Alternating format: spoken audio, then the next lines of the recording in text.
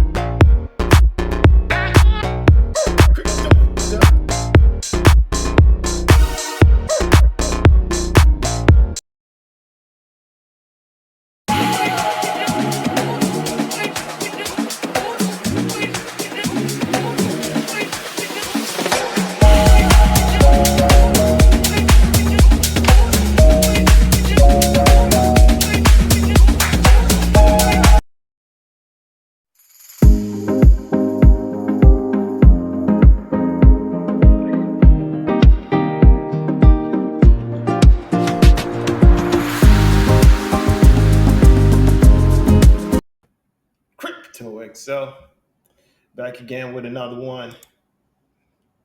All right. So what I'm doing today is we're gonna go through a major project that is launched. Uh, but just to let you know, what's going on with Bitcoin is that we're ranging, and it's anywhere. We wick down to 91,500. Highs was around 109, 109,000. So basically, every time we come down here, it's a good spot to get some altcoins. Every time we wick down to the bottom of this range, close to 90,000. The lower we go, closer to 90,000. Now, I can only tell you what I see, right? If I see a range, I can just tell you where the bottom of the range is, right? Around 90,000 ish, and the top of the range around 110 at the top. At some point, we're going to break out of the range to either direction, right? We could break down to the downside. And if we do, I'm going to think it's a phenomenal buying opportunity if that happens.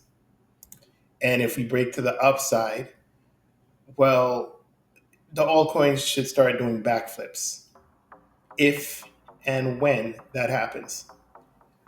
Obviously, I'm in crypto, so I think that the future is bright in crypto. If I didn't believe that, I wouldn't be in crypto. I would do something else. I could take up landscaping or origami or something, some weird, car maintenance and whatever, horse racing, whatever. I could do something else with my time, right? So obviously, I think that crypto is doing really, really well. It has been. The thesis has been playing out for quite some time, since Bitcoin was 15,500, riding that all the way up. And this huge pullback that we've had for the total three is as par of the course. I mean, this is what happens. So this the others market cap excluding the top 10, and this wick right here is a golden opportunity. This is a buy of a lifetime. So every time we get closer to this trend line, I'm thinking that all I have to do is DCA in down here, and I should be good for this cycle. Now, as we continue to head up, Bitcoin is already almost $100,000, right? So we've been in a bull market now for over 2 years. And I'm expecting it to culminate in Q4 of 2025, which is only a few months from now. We're already in February. February is about wrapping up. So a couple months from now, we're going to be, in Q4, about 8 or so months from now. So I'm expecting some fireworks to happen within a few months, right? If not right now, then within a few months. And if it happens right now, that's great. That's awesome. Then we get to reap harvest. quicker than we're ready for. And if it doesn't, then that's even better because we could still accumulate more altcoins at these lows. Because this right here, the altcoins are near their lows. We're up. Technically, yes, we're up 25% from this trend line, but we're still very very low. And where I think we're going to go compared to where we are, for a lot of these coins, there might be double digit multiples away from where they're going to be, especially once the Fed enacts quantitative, once they stop quantitative tightening, which should be just serve as a springboard for the portfolios. So things are looking up. Things are looking good. Despite the prices not skyrocketing, we actually don't need them to skyrocket yet, right? The longer that it does not skyrocket is the more time there is to accumulate. So it's all about perspective. It's about your lens and how you process things. That's what's going to make you do well in this market. And everything I'm saying here is just my opinion on the market. It's not financial advice. This is for learning and educational purposes. But let me get into the heart of the show. Quai Network has launched. You give us a brief overview of what you're doing at Dominant Strategies and Quai in particular. Sure. Thank you for having me here, Veronica. My name is Alan Orwick. I'm the CEO of Dominant Strategies and the co-founder of Quai Network. Cool. And I know it wasn't your first job for sure. So you previously worked at several companies. I know everybody was jokingly excited how you worked at Apple. Can you walk us through your career path and how you ended up here? Sure. So I'm from Austin originally, and I really didn't have too much of a first dip into blockchain and crypto until about 2016. I've always been in programming, so been programming since I was about 10, 12 years old with video games and other ways of trying out technology and just more of a, knickknacks and toying with different tech. But really my first job was as a busboy. So I wasn't really going straight into programming and crypto, but I was more so finding smaller jobs and starting, what really hard work and those traits of getting experience with really try to equip myself with. And that was always at the forefront of my mind is how could I grow my skills just as a person? And then that sort of led me further down into programming and then having that go into some of the first programming jobs that I had after freshman year of college.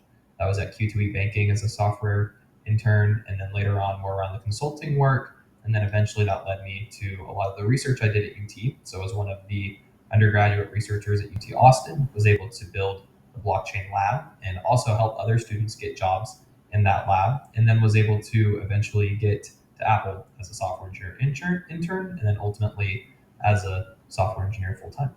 Yeah. All right. So this is a background of one of the co-founders and partners of Quai Network, and you're getting to see who's creating this stuff. But I want to get into what is Quai Network and why we should care as investors. So let's start with some of the early days of Quai. And we're sticking with the ethos, but if you could change anything in the early days of Quai of how it was started, would you do it or what would you do? Yeah, I think looking back at the avenues and the paths that it took us to get to Quai, I think at some point in my journey, I actually would have foregone taking that industry experience and starting Quai earlier. And so for Quai as an idea, we had worked on it in 2017, 2018. And then I actually had left to go work at Apple and be a software engineer at a large company and get that perspective on what software companies operate and large companies like Apple and how they operate. And in hindsight, part of me is like, well, what if I didn't? And what if I just went straight from school and did Quai, or did something even more involved during school, or dropping out and taking those ideas and spending more time on them? And I think that would have accelerated our path a little bit more, but also it's also hindsight's 2020. So kind of what sort of path that would have looked like, I'm not sure, but that's always something I think of is what if I had just taken that path? Because okay, let's look at the applications that can be built on the blockchain. systems. Yeah, that makes a lot of sense, and especially I think it's important to highlight.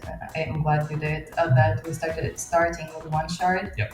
and it's also maybe easier on the transition for developers to start over and maybe come into just one shard and see how it goes further. But like to increase the TPS, you of course need a lot of dApps. Although we have Qi and Quai, which are like in itself can be used for payments, but there are also dApps that are a very big part of any ecosystem. What kind of dApps do you think are most suitable to be built on blockchain? Yeah, and I think when you talk about the emergence as well, I talked on a few of those sectors before. So Mhm. DePIN is a big emerging category.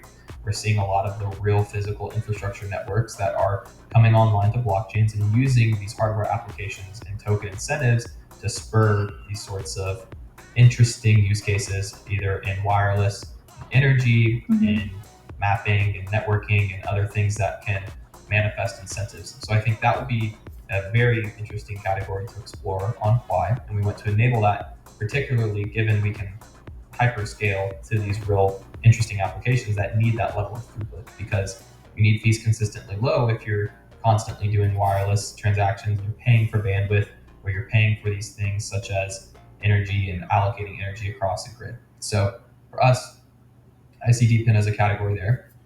Beyond that, I talked briefly in a blog on how we can utilize Quai Network for AI payments. So if you're paying agents and you're having people that are not people, but literally AI agents that are doing execution and doing tasks, they might want to be paid with crypto. And if you pay them with crypto, you can pay with something that is actually linked to energy, which is one of their main denominating expenditures in terms of this computation. So I find that area extremely interesting. And then, of course, the kind of holy grail of crypto that we've always been interested in is crypto payments as a whole. And having the Quai and Qi, as you said, utilized as rails for global remittances, cross border payments, as well as actual sort of DeFi applications within a network. And have All right. So from the investor standpoint, um, Quai Network is a super fast and super efficient network that uses proof of work and proof of stake bothly to help to solve the trilemma of the cryptocurrency payments and cryptocurrency in general. It's fast, it's efficient, and the network is widespread. It's not completely centralized. And you have proof of work for security, and you also have the speed of not using proof of work. It's going to rival the other layer ones, and the other layer ones are multi billions of dollars in market cap. And I expect Quai to start competing with them. When at least I expect them to start being mentioned in this cycle with powerful layer ones, big and well-known layer ones like Caspa, which is growing, like Ethereum, which is the dinosaur, and Solana, which so far has the title of the most used blockchain for this cycle. So I am placing a bet that Quai is going to come from the rear like a racehorse and overtake some of these. And it does not need to be number one. It does not need to be top three. It doesn't even need to be top five. But if it's top 10, given this current market cap, there could be multiple X's that are made on this crypto. So I've done a video about Quai. I think the last time was like 9 months ago. So I'm revisiting Quai now that is actually out, and I do have a position in it. Um, Remember to manage your risk, right? Because we don't know what could happen. But I do take strategic bets. To the future. So I feel like we have a pretty good overview of what we are, like our vision and our values are in here. But maybe what is it that you're trying to accomplish if you look into like let's say 5 years from now, and how what's the quietest place in the world? Yeah, we see Quai taking on a lot of the world's value, not most of the world's value. And blockchains originally, if you look at Satoshi explaining Bitcoin, he sort of said, well, there's this much money associated in the world, and if that were all to live on Bitcoin, a Bitcoin would be worth this much. Mhm. And it was a very prescient thought just in terms of, wow, you can take all of that world's value and literally represent it on a blockchain, because that is a more fair and efficient way of doing it. And blockchains now have emerged in this way in order to take on this meaning of value and facilitate these transactions and payments in ways of essentially representing value. And Bitcoin is probably the most pure form of that because it's just a rock. It is literally just meant to take on some meaning of value and then transfer it across the globe. And these blockchains operate 24/7. So having something that is always online, is always able to be accessed, and is censorship resistant is sort of that core property. And so Bitcoin, as I said, is that sort of novel use case in which it's always online 24/7. Bitcoin doesn't go down. It's just a rock and you can always access it, but it's slow and it's not really meaningful for anything else besides just holding value. So we need to create these blockchains that have these same properties of Bitcoin. Bitcoin's the most accepted, most widely adopted, and it's also holding the most value in terms of total addressable market.